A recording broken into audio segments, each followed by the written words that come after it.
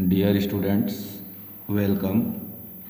आज हम त्रिकोणमिति समीकरण के अंतर्गत एक्सरसाइज 1D.4 के क्वेश्चंस यहाँ कराएंगे आपको। यहाँ जो समीकरण दिए गए हैं उनमें से पहला क्वेश्चन लेते हैं। Sine square theta minus 2 cos theta plus 1/4 is equal to 0। तो इस इक्वेशन को हम ध्यान से देखेंगे तो साइन का स्क्वायर है और कॉस थीटा भी है और अचरपद भी है। तो हमारा प्रमुख काम होगा कि दिए गए समीकरण को एक त्रिकोणमिति फलन के रूप में पहले बदल लें। एक त्रिकोणमिति फलन यानी या तो पूरे समीकरण को साइन वाला कर लें या कॉस वाला कर लें। तो हम साइन स्क्वायर थीटा को क्या लिख सकते हैं, जैसे 1 माइनस कॉस स्क्वायर थीटा लिख सकते हैं, और कॉस थीटा को √1 माइनस साइन स्क्वायर थीटा भी लिख सकते थे, बट उससे क्या है रूट आ जाएगा तो सवाल बनाने में परेशानी होगी। तो इसलिए हमने क्या किया, साइन स्क्वायर थीटा की जगह 1 माइनस कॉस स्क्वायर थीटा लिखा और आगे के पदों को लिख लिया। अब देखते हैं हमारा जो इक्वेशन है वो कॉस में बन गया, पूरा एक त्रिकोणमिति फलन में हो गया।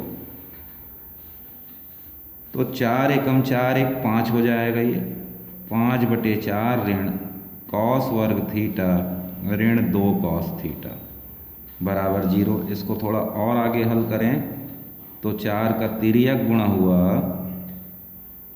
ये 0 हो गया। माइनस साइन का मल्टीप्लाई करते ही ये इस रूप में आ गया।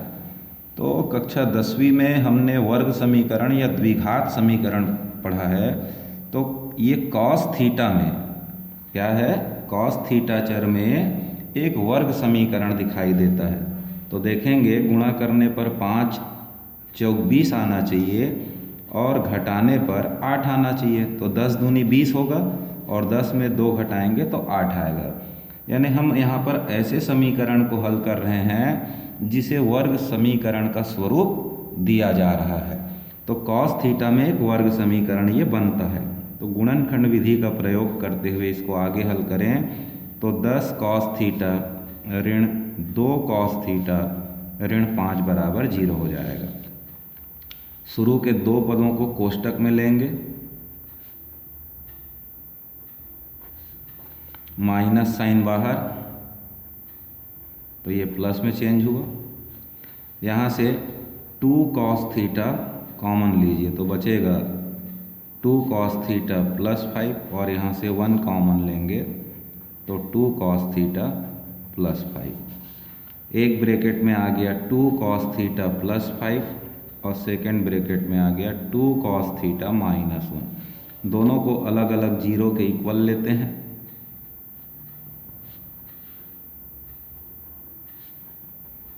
तो यहाँ से आया cos theta is equal to minus 5/2 और इधर आया cos theta is equal to 1/2। तो हम जानते हैं कि त्रिकोणमिति में कॉस थीटा और साइन थीटा का मान ऋण 1 से छोटा नहीं होता और धन 1 से बड़ा नहीं होता। तो ये ऋण 1 से छोटा हो रहा है, तो ऐसा वैल्यू यहाँ पॉसिबल नहीं है, इसलिए इस मान को हम अमान्य करेंगे। और cos theta is equal to 1/2 लेकर के चलते हैं। तो cos में 1/2 कब मिलता है, 60 डिग्री पर, और 60 डिग्री को लिखते हैं π/3। तो कल मैंने आपको या प्रीवियस वीडियो में आपको बताया है cos थीटा बराबर cos अल्फा। तो व्यापक हल के लिए फार्मूला था 2n pi plus minus alpha. ठीक है, तो ये इसका आंसर यहाँ आ गया।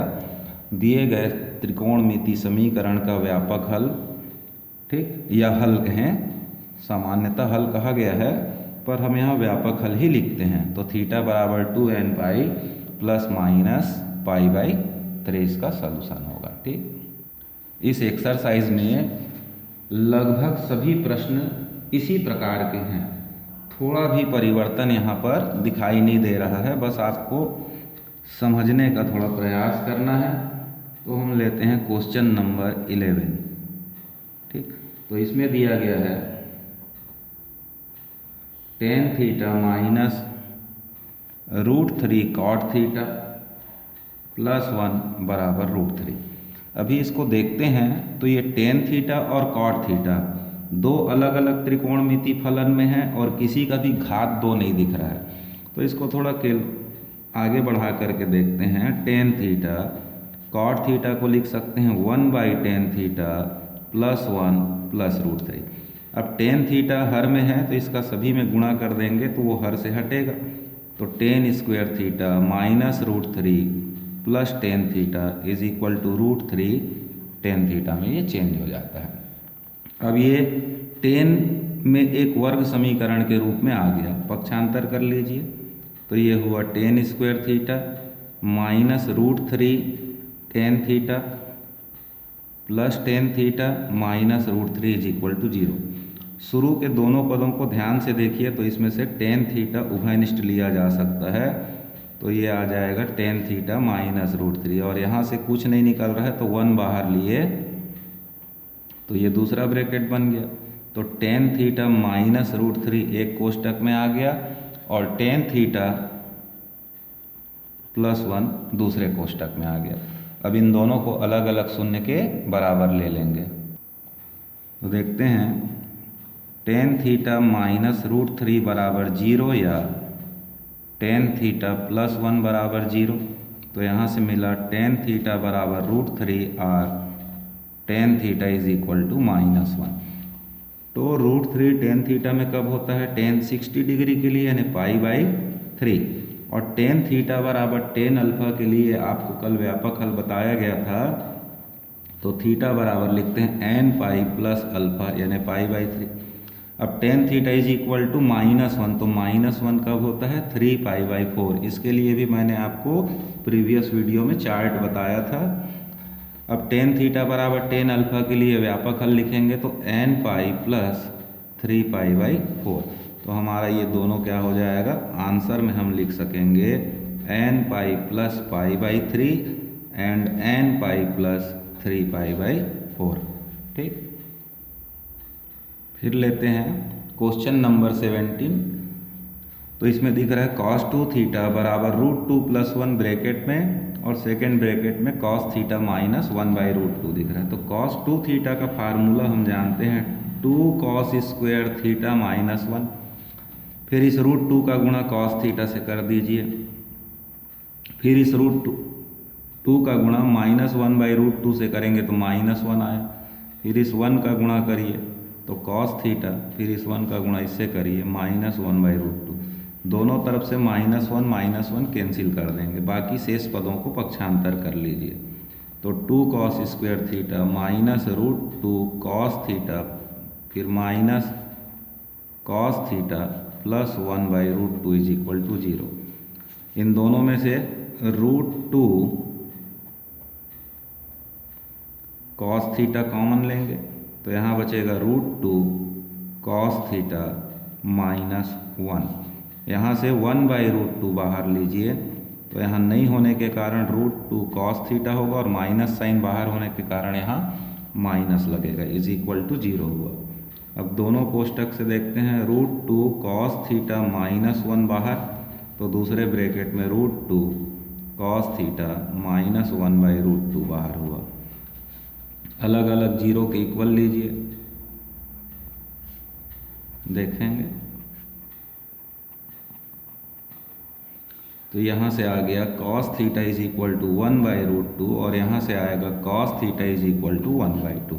ठीक, अब cos थीटा में 1/√2 कब होता है? cos 45 डिग्री पर यानी π/4 पर। अब व्यापक हल वाले चार्ट से आप देख करके लिख सकते हैं cos theta is equal to cos alpha तो theta is equal to 2n pi plus minus alpha. cos theta is equal to 1/2 मतलब cos π/3 होगा, 60 डिग्री पर होता है, इसलिए थीटा बराबर 2n पाई प्लस माइनस π/3। तो ये दोनों हमारा क्या होगा? आंसर होगा। तो ये 3 प्रश्न मैं आपको इस एक्सरसाइज से बता रहा हूँ। शेष प्रश्न आप देखेंगे बड़ी आसानी से आपसे बनेगा, बस थोड़ा ध्यान से आपने इन तीनों क्वेश्चन को यदि देखा होगा। तो मुख्य रूप से करना क्या है, दिए गए समीकरण में से समीकरण के प्रत्येक पद को एक त्रिकोणमिति फलन में बदलना है। या तो साइन साइन में करेंगे, या तो कॉस कॉस में कर लेंगे, या टेन टेन में कर लेंगे। और देखेंगे कि बड़ी आसानी से ये वर्ग समीकरण में बदल जाता है। फिर आप गुणनखंड विधि का प्रयोग करते हुए हल करिए और चार्ट का प्रयोग करते हुए व्यापक हल बहुत आसानी से लिख सकते हैं।